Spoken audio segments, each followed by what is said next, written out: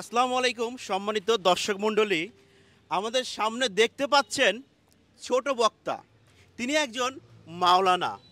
দর্শক মণ্ডলী, বাংলাদেশের মধ্যে ইনি একমাত্র ছোট বক্তা এবং ছোট মাওলানা।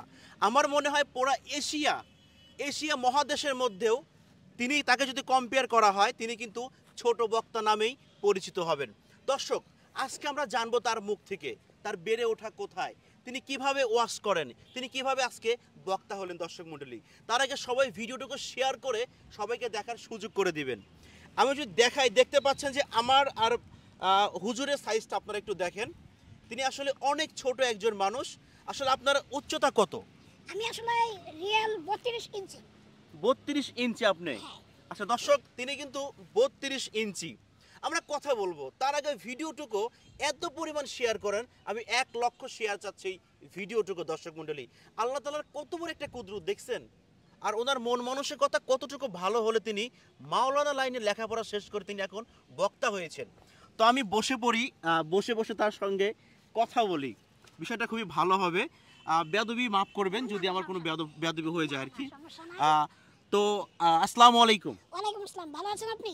জি আলহামদুলিল্লাহ ভালো আছি। আপনি কেমন আছেন? জি আলহামদুলিল্লাহ, আল্লাহ পাক অনেক ভালো রাখছেন।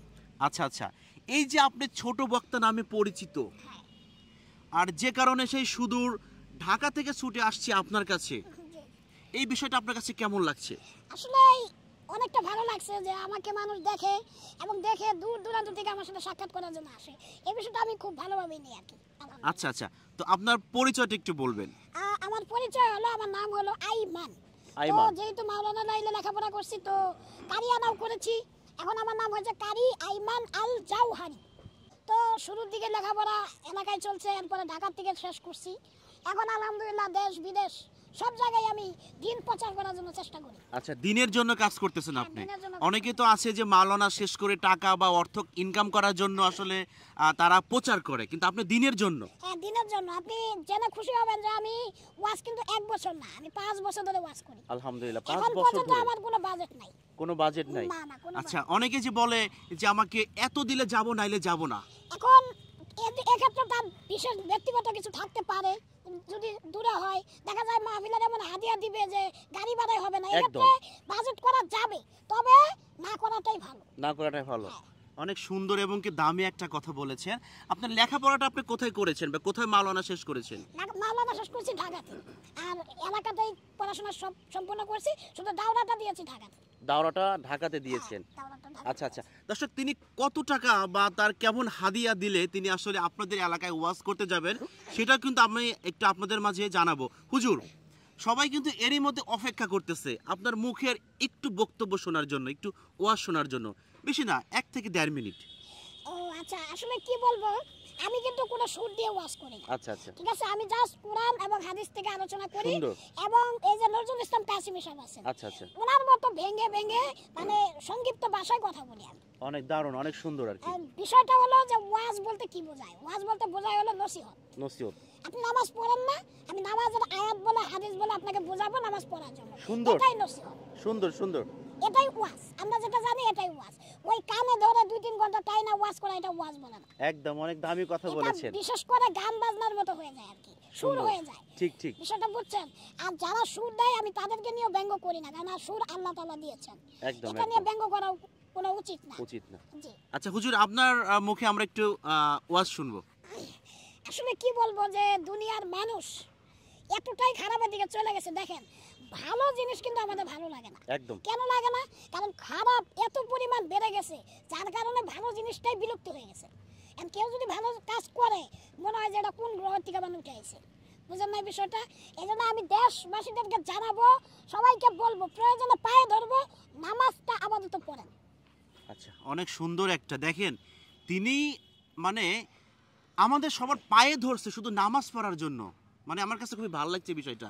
অনেকে কিন্তু মানে মনের মধ্যে কিন্তু একটু ইতস্ত বোধ করতো যে আমি কেন পায়ে ধরবো, বাট আপনি কিন্তু পায়ে ধরলেন সবার নামাজ পড়ার জন্য। শুনেন, আমি পায়ে ধরি আর যেখানেই ধরি, একটা মানুষ যদি নামাজি হয় এর জন্য আমারও তো ফায়দা আছে। এর উসিলা আমিও তো মাপ পাবো, তো আমি পাই তো আমার সমস্যা কোথায়? আচ্ছা হুজুর, তাহলে এটা একটু বলবেন, ধরেন একটা ব্যক্তি রাস্তা দিয়ে যাচ্ছে, আপনি তাকে নিয়ে মসজিদে দাঁড় করায় দিলেন, আমরা জানি যে তার নামাজ হোক আর না হোক, আপনারটা হোক আর না, কিন্তু আল্লাহ তাআলা সেটা কবুল করবে, এই বিষয়ে একটু কথা বলবেন। জি অবশ্যই, আপনি যদি কাউকে বুঝিয়ে বা যেভাবে হোক মসজিদে নিয়ে দাঁড় করায় দিবেন, তার নামাজ হোক বা আপনার নামাজ না হোক, কিন্তু একটা কবুল নামাজের সওয়াব আপনি পাবেন। আলহামদুলিল্লাহ।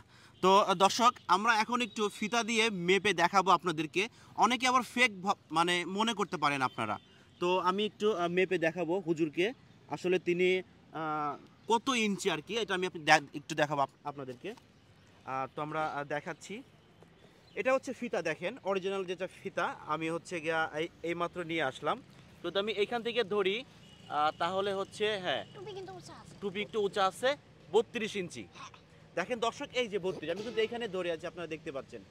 যাই হোক, আমার মনে হয় যে পুরো এশিয়া মহাদেশের মধ্যে আসলে তিনি একমাত্র ছোট বক্তা। আচ্ছা হুজুর, আপনি বিয়ে করেছেন? না, আমি এখনো বিয়ে করি না, আমার বয়স কেবল মাত্র 22। 22 বছর? আচ্ছা, বিয়ে করেন নাই? না, বিয়ে করিনি। আচ্ছা আচ্ছা, কখনো কাউকে ভালো লাগা বা সম্পর্ক এরকম আপনার জীবনে আসছে? আসলে আমি লেখাপড়া করার বয়সে এরকম কোনো মানে বেহুদার দিকে তাকানোর সময় পাই নাই, এখন মাহফিল করি, এখন আরো ব্যস্ত। তো চিন্তা ভাবনা হলো ফ্যামিলির থেকে যাকে এনে দিবে ইনশাআল্লাহ তাকে বিয়ে করব। আচ্ছা আচ্ছা, অনেক সুন্দর কথা, মানে মা বাবার পছন্দে জি, জি। ফ্যামিলি অ্যারেঞ্জ করে যেটা হয় সেটা করবেন আর কি। সেটাই করব। আচ্ছা, কোনো মেয়ে বা কেউ আপনাকে কখনো অফার দিয়েছে আপনাকে আপনার জীবনসঙ্গী হওয়ার জন্য, আপনাকে ভালোবেসে আপনার ওয়াজ শুনে? হ্যাঁ, এরকম অনেকেই বলেছে, এবং এখনো আমাদের তো ফেসবুক পেজ আছে, তো পেজে অবরত মেসেজ দেয়। এগুলো আমার মানে বড় ভাই আছে, উনি বলে যে তোমাকে অমুক জন এই মেসেজটা দিয়েছে, আমি এগুলো আবার দেখি কম। আচ্ছা, কম দেখেন, আসলে সময় পান না। সময় পাই না। আচ্ছা, তো বর্তমান ওয়াজ মাহফিল নিয়ে কতটা ব্যস্ততা আছেন? ওয়াজ মাহফিল আসলে আমি যেটা বলতে 100%-এর মধ্যে 1% আগাতে পারি নাই, কারণ আমার এলএম খুবই কম। আমি চেষ্টা করি কিছুটা আগানোর জন্য, তো বাকিটা আল্লাহ পাকের ইচ্ছা। আচ্ছা, যদি এমন হয় যে গিনেস বুক ওয়ার্ল্ড রেকর্ড যদি আপনি করেন ছোট বক্তা হিসেবে, যদি কখনো হয়ে যায়, তাহলে সেক্ষেত্রে আপনার মনের কাছে কেমন লাগবে? আসলে দুনিয়াতে পরিচিত হওয়াটাই বিষয় না, বিষয় হলো আল্লাহর কাছে পরিচিত হওয়া। তারপরে যদি দুনিয়াতে হয়ে যায়, সেটা তো ভাগ্যের বিষয়, আল্লাহ পাক ভালো কিছু রাখছে। আচ্ছা, আপনার কথার প্রতিটা কথার মধ্যে কেন যেন একটা মানে সৌন্দর্য লুকিয়ে আছে, মানে একটা মহব্বত লুকিয়ে আছে। দর্শক, আপনারা কিন্তু দেখতে পাচ্ছেন। আবারও বলছি, ভিডিওটুকু শেয়ার করে সবাইকে দেখার সুযোগ করে দিবেন। আমরা আরও কিছু কথায় যাব ভাইয়ের সঙ্গে। আসলে আপনি যে ওয়াজ করতে যান, বক্তব্য দিতে যান বক্তা হিসেবে, তো সেক্ষেত্রে আমরা দেখি যে আপনাকে কোলে করে সবাই স্টেজে নিয়ে যায়। নেওয়ার পরে স্টেজে যে পরিমাণ মাইক থাকে, মানে মাইক্রোফোন থাকে, আপনার মুখ অনেক সময় দেখা যায় না। এই বিষয়টা আপনি কিভাবে দেখেন, বা দর্শকরা এই বিষয়টাকে কিভাবে আসলে দেখেন? আমি বলি যে মাইক্রোফোনগুলো অন্যদিকে দেওয়ার জন্য, আর যে কুলে নিয়ে যায় এই বিষয়টা বললেন, আসলে আমি যাইতে চাই হাইটাই, আমি বলি না আমাকে কুলে করে নেন, মোহাব্বত কইরা আমার জুতা নেওয়ার জন্য পাগল হয়ে যায়। আচ্ছা আচ্ছা, এটা আল্লাহ পাক সম্মান দিছে আর কি। তো যখন থেকে যে একজন লোক আমাকে বলে যে ভাই আপনাকে আমি কুলে করে দিব, তখন তাকে না করাটাও তো বেয়াদবি। সে মনে করে যে আপনাকে বলে সে ধন্য হয়ে যাবে, এমনটা মনে করে, তাই না? এমনটা মনে করে, তো আমার সোয়া পাইলে যদি সে একটু ধন্য মনে করে, তো এটা ভালো, তো খারাপ কিছু না। অবশ্যই। আমি যেমন ফার্স্টে যখন আপনাকে দেখছি, যখন আপনার হাতটা আমার কপালে নিচ্ছি, মানে আমার মনটাই শান্তি হয়ে গেছে আর কি, খুব ভালো লাগছে আমার কাছে। হুজুর, যেটা বলছিলাম যে একটা বক্তার সামনে কম করে হলে 15 থেকে 20টা মাইক্রোফোন থাকে, তখন সামনের মানুষ কিন্তু দেখতে পারে না যারা বড় বড় বক্তা, উঁচু যারা, বাট আপনি তো অনেকটুকু শর্ট, সেক্ষেত্রে আপনাকেও তো দেখার একটা সমস্যা হতে পারে, এমন কেউ বলছে কখনো? হ্যাঁ, অনেকেই বলছে, এবং আমি ওটা অন্যরকম বোধ করি যে এতগুলো মাইক্রোফোন দেওয়ার কোনো প্রয়োজন নাই। যারা ভিডিও রেকর্ড করবে, ওই সেট আছে, ওই সেটের থেকে লাইন নেবে, না হয় মাইক্রোফোনগুলো দূরে দেওয়ার জন্য, কারণ কিছু মানুষ আসে আমাকে দেখার জন্য। একদম একদম সুন্দর কথা। দেখার জন্য আসে, যেটা আল্লাহ পাক ছোট বানাইছে, তো যদি নাই দেখতে পারে তাদের জ্বালায়, তাহলে তো বিষয়টা অন্যদিকে যায়। আচ্ছা আচ্ছা, অনেক সুন্দর কথা বলছেন। আচ্ছা, কেউ কি কখনো আপনার মুখে কালেমা পড়ে কেউ কি কখনো মুসলিম হয়েছে এরকম?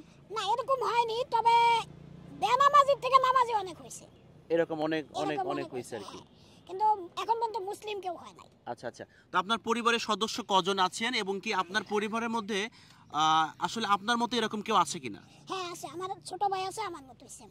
আপনার মতোই সেম? হ্যাঁ, উনি ছোট বয়সে, বড় হইতেছে, বয়স হলো 10 আর হাইট হলো 22 ইঞ্চি।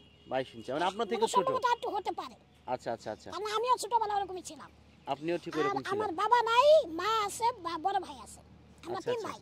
আচ্ছা, আপনার মাকে মানে আপনি দুনিয়াতে যখন আসলেন, আস্তে আস্তে আপনি যখন সবাই যেমন একটু একটু বড় হয়, আপনি যখন বড় হলেন না, তখন আপনার মাকে আসলে এলাকাবাসী কোনো কথা বলেছিল এরকম? হ্যাঁ, বলেছিল যে কি হইলো, বড় হয় না, এটা ভালো না, অকল্যাণ, এগুলো অনেক কিছু বলছে।